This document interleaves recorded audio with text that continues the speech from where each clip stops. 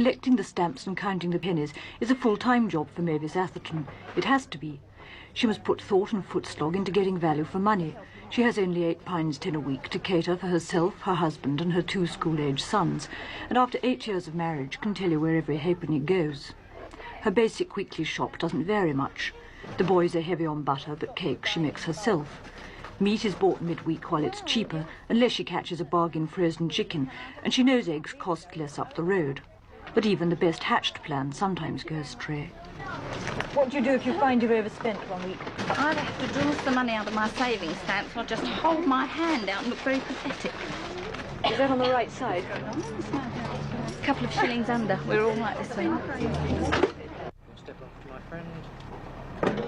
Bob Atherton is an ambulance man, and his public face is one of infinite patience.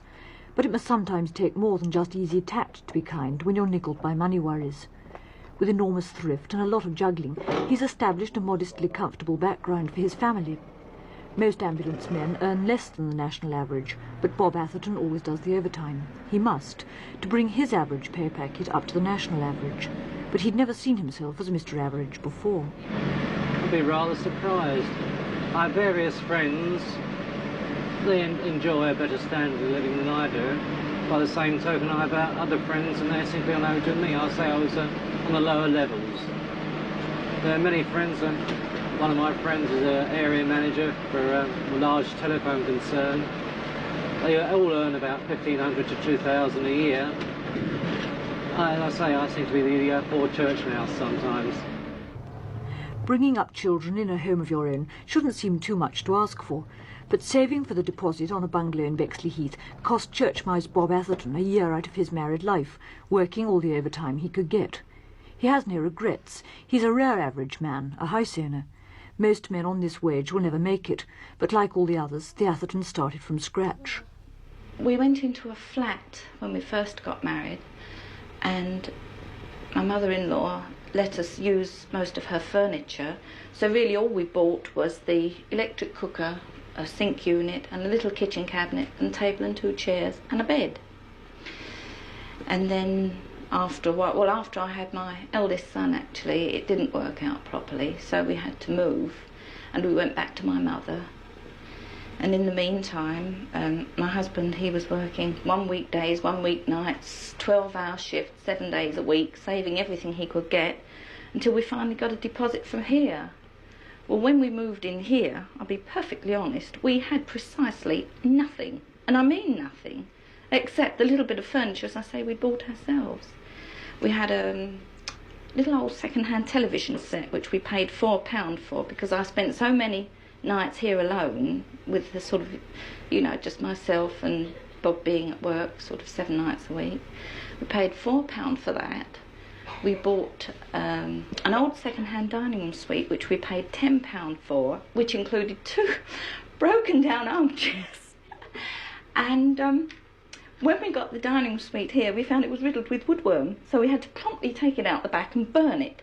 So there we were with a television set, 1 completely broken down armchair and 1 that was fairly respectable.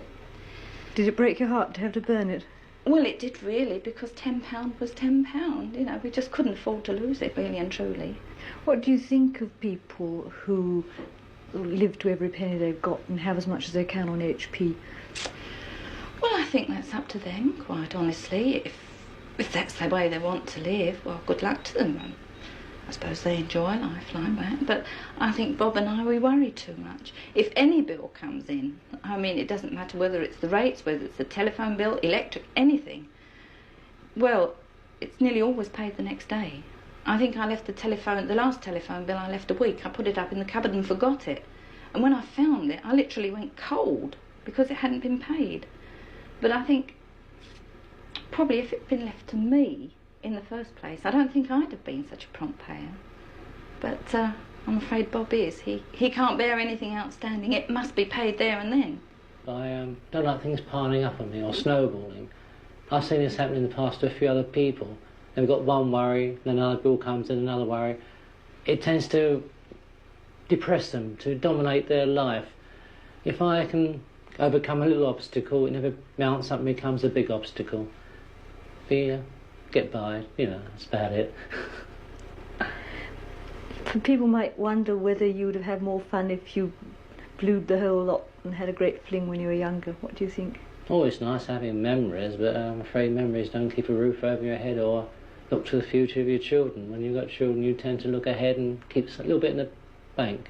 In case of times when you're out of work, a little bit sick, it's nice to have something to fall back on. What do you do in your free time now? We usually go out once a year on our wedding anniversary. What do you do? Well, we usually go out to town, maybe see a show or some big film that we particularly wanted to see, have a meal and come home. We thoroughly enjoy that.